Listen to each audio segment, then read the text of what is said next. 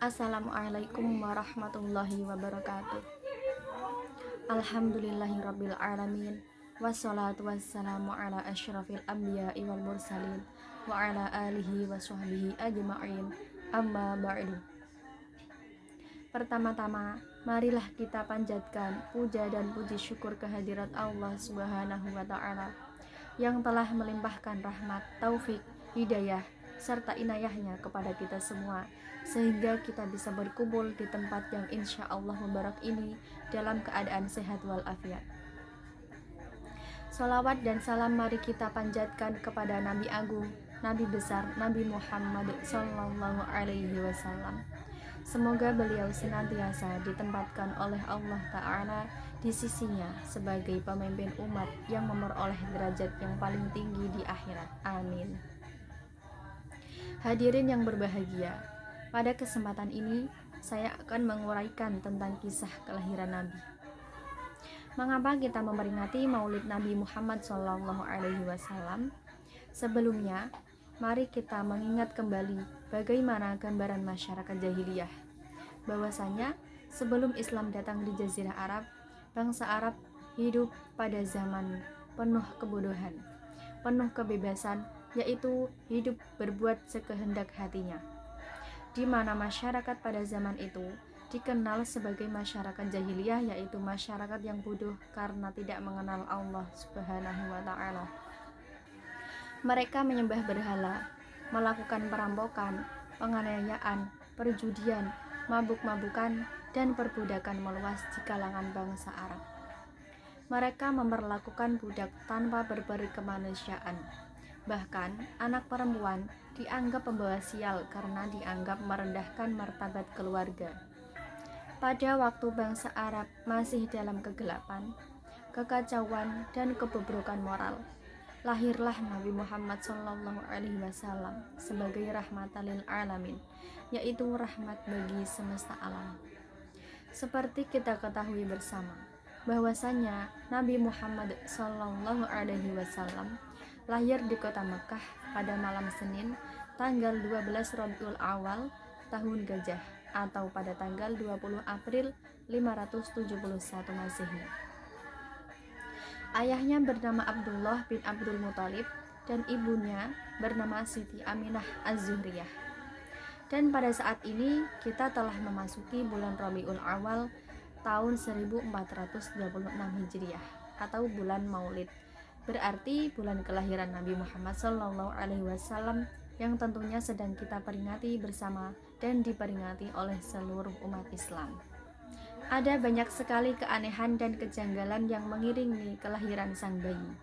Yang pertama, mengapa tahun kelahiran Nabi Muhammad SAW disebut tahun gajah? Karena pada tahun itu kota Mekah sedang diserbu tentara Abrahah dari Yaman yang ingin menghancurkan Ka'bah dengan mengendarai gajah. Tetapi maksud Abrahah untuk menghancurkan Ka'bah sia-sia, karena Abrahah dan tentaranya hancur oleh lemparan batu kerikil yang dibawa oleh burung ababil di atas perintah Allah Subhanahu wa taala. Sebagaimana firman Allah Subhanahu wa taala dalam surat Al-Fil ayat 1-5 yang artinya, apakah kamu tidak memperhatikan bagaimana Tuhan telah bertindak terhadap tentara gajah?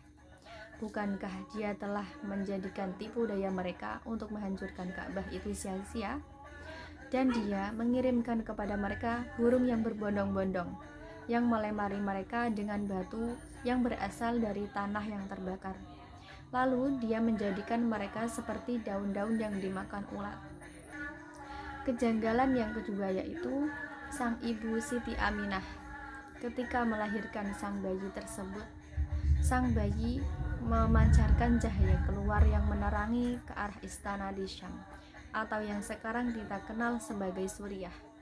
Peristiwa ini memberikan isyarat bahwa kelak negeri Syam akan diterangi dengan cahaya Islam. Yang ketiga yaitu kelahiran sang bayi tersebut ditandai dengan runtuhnya 14 balkon istana Kisra, sebuah isyarat bahwa kelak kerajaan Persia akan jatuh. Berikutnya, api yang biasa disembah oleh orang yang beragama Majusi tiba-tiba padam. gereja di Buhairah runtuh, dan banyak sekali kejadian janggal lainnya. Hadirin yang berbahagia, begitulah beberapa peristiwa yang mengiringi kelahiran Nabi Muhammad SAW. Besar harapan dengan kita memperingati Maulid Nabi akan menambah keimanan dan ketakwaan kita kepada Allah Subhanahu wa Ta'ala, dan semakin bertambahnya rasa senang berselawat atas Nabi Muhammad di mana saja kita berada, serta kita diakui sebagai umat Nabi Muhammad SAW. Amin amin ya rabbal alamin. Hadirin yang berbahagia, dalam perjalanan hidup Nabi Muhammad, beliau saat kecil terus-menerus kehilangan orang yang beliau sayangi. Ibundanya meninggal, disusul dengan kakeknya. Beliau kemudian diasuh oleh sang paman, yaitu Abu Thalib. Ketika beranjak dewasa, beliau dikenal dengan julukan Al-Amin, yaitu orang yang terpercaya, akibat kejujuran beliau dalam berdagang atau berkehidupan. Salah satu peristiwa besar saat itulah beliau mampu menghentikan sengketa para kabilah bangsa Arab. Sengketa tersebut berawal dari kejadian pemugaran Ka'bah, yang ketika sudah selesai, masing-masing kabilah merasa bahwa merekalah kabilah terbesar dan layak dipilih sebagai pihak yang meletakkan Hajar Aswad di Ka'bah. Nabi Muhammad berhasil menyelesaikan sengketa tersebut dengan jalan meletakkan Hajar Aswad di tengah surban. Masing-masing ujung surban dipegang oleh perwakilan kabilah, kemudian mereka bersama membawanya ke Ka'bah untuk diletakkan. Pada saat beliau tersebut berumur 40 tahun, beliau kemudian diangkat menjadi nabi dan rasul pembawa risalah Islam, agama yang sama-sama kita anut. Sebagai seorang kaum muslimin, sudahlah menjadi kewajaran apabila kita menjadikan figur Nabi Muhammad sebagai idola kita. Suatu kewajaran pula apabila kita berbahagia dengan kelahiran Nabi Muhammad SAW. Itulah mengapa bulan Rabiul Awal biasa kita sebut sebagai bulan Maulud, yang artinya ialah kelahiran, karena di bulan tersebut kita berbahagia atas kelahiran Nabi Muhammad SAW. Kaum muslimin rahimakumullah, dalam meneladani sifat dan sikap Rasulullah, ada satu yang sangat menonjol dari beliau, yaitu kesabaran. Kita tentu masih ingat akan betapa susah dan menderitanya perjuangan dakwah Rasulullah memulai dakwah di kota Mekah. Beliau mendapatkan penolakan besar oleh kabilahnya sendiri, yaitu suku Quraisy. Penolakan paling menonjol justru ditunjukkan oleh paman-paman beliau sendiri, yaitu Abu Jahal dan Abu Lahab. Penolakan dari suku Quraisy di Mekah tersebut membuat Nabi memiliki ide untuk hijrah ke Thaif dan mengembangkan dakwah Islam dari sana. Thaif merupakan sebuah kota perbukitan yang amat subur di dekat kota Mekah. Di sana Rasulullah menemui suku Bani Saqif yang notabene-nya masih memiliki hubungan dengan Rasulullah, tepatnya dengan nenek Rasulullah, ibu dari Hashim bin Abdul Manaf. Ditemani oleh mantan budak beliau, yaitu Zaid bin Harisah yang kemudian beliau adopsi sebagai anak beliau sendiri, Nabi menemui para pemuka Bani Saqif, yaitu Abu Yalil, Mas'ub, dan Hubaib. Mereka adalah anak-anak Amr bin Umair as-Saqafi. Nabi meminta pertolongan kepada mereka, tetapi mereka menjawab dengan jawaban kasar. Mereka menolak dakwah Rasulullah SAW. Setelah permintaan Rasulullah terhadap ketiga pemuda Bani Saqif tidak dikabulkan, Rasulullah SAW meminta agar tidak menyiarkan berita kedatangan Nabi ke Taif kepada orang-orang Mekah. Demikian mulianya akhlak Rasulullah dan demikian luhurnya kesabaran beliau, hingga meskipun beliau disakiti sedemikian rupa oleh kaumnya, beliau tidak ingin agar mereka disakiti. Beliau tetap mengharapkan agar mereka diberikan petunjuk oleh Allah Subhanahu wa Ta'ala dan berharap semoga kelak keturunan mereka ada yang mau masuk Islam dan mengikuti agama Nabi. Andai saat itu Nabi menghendaki agar penduduk Taif dimusnahkan, tentu pada saat ini tidak akan ada lagi penduduk Taif yang tersisa untuk beriman.